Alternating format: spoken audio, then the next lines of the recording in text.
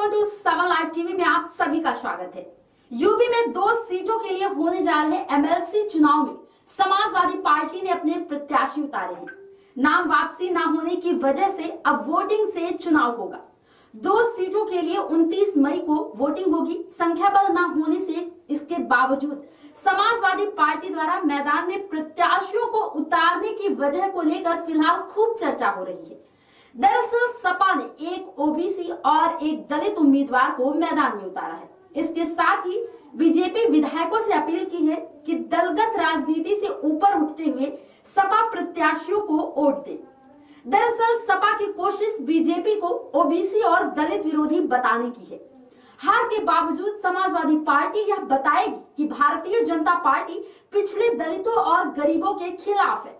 इसके साथ ही सामाजिक न्याय की लड़ाई में उनको साथ लेकर नहीं चलना चाहती।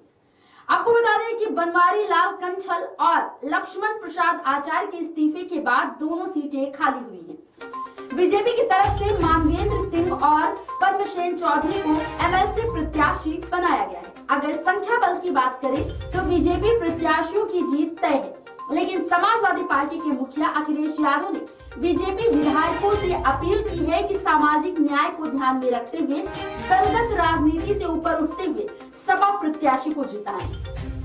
अब अखिलेश यादव के इस दांव से सियासत भी शुरू हो गई है।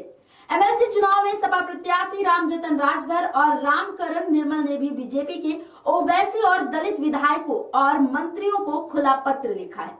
सपा के दोनों प्रत्याशियों ने पत्र लिखकर खुला समर्थन मांगा है। उन्होंने बीजेपी के ओवैसी और दलित नेताओं से कहा है कि अंतरात्मा की आवाज सुनकर वोट करें।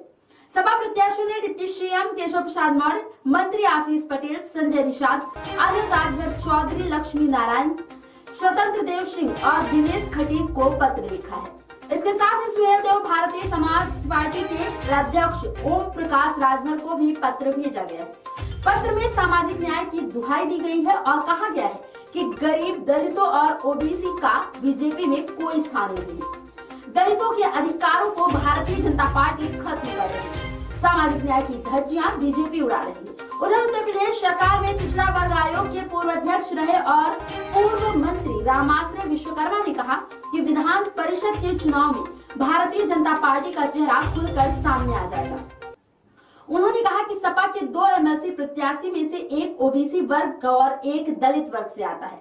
अब देखने वाली बात होगी कि क्या भारतीय जनता पार्टी के लिए विधायक अपनी अंतरात्मा की आवाज पर समाजवादी पार्टी के उम्मीदवारों को दलगत भावना से ऊपर उठकर वोट करेंगे। अगर ऐसा नहीं होता है तो यह बात साफ हो जाएगी कि भारतीय जनता पार्टी पिछड़े दलितों और गरीबों के खिलाफ है। इसके साथ ही सामाजिक न्याय की लड़ाई में उनको साथ लेकर नहीं चलना चाहती। सपा एमएलसी प्रत्याशियों के ओपन लेटर पर मंत्री संजय निषाद ने कहा कि जिस दल के नेता ने लेटर लिखा है उस दल ने पिछड़ों और दलितों के लिए क्या किया है। हमारी सरकार पिछड़ों के साथ खड़ी है।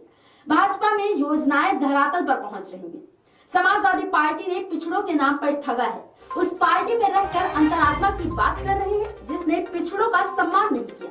भगवान राम ने निषाद राज को गले लगाया था। योगी आदित्यनाथ ने हम सबको गले लगाया है। सपा में 80% एक ही वर्ग के विधायक हैं। कथनी और करनी में अंतर होता है। भाजपा के विरोध में प्रत्याशी उतारने पर मंत्री संजय निषाद ने कहा कि सपा ने अखाड़े के पहलवान किनारे करके भाड़े के पहलवान को सामने किया है। बीजेपी में अखाड़े के पहलवान हैं। सपा ने एक ओबीसी और एक दलित उम्मीदवार उतारा है। साथ ही बीजेपी विधायकों से अपील की है कि दलगत राजनीति से ऊपर उठते हुए सपा प्रत्याशियों को वोट करें। दरअसल सपा की कोशिश बीजेपी को ओबीसी और दलित विरोधी बताने की है। हार के बावजूद समाजवादी पार्टी यह बताएगी कि भारतीय जनता पार्टी पिछड़ों, दलितों और गरीबों के खिलाफ है। इसके साथ ही सामाजिक न्याय की लड़ाई में उनको साथ लेकर नहीं चलना चाहती। फिलहाल बड़ी खबरों पर यूं ही बनी रहेगी हमारी नजर।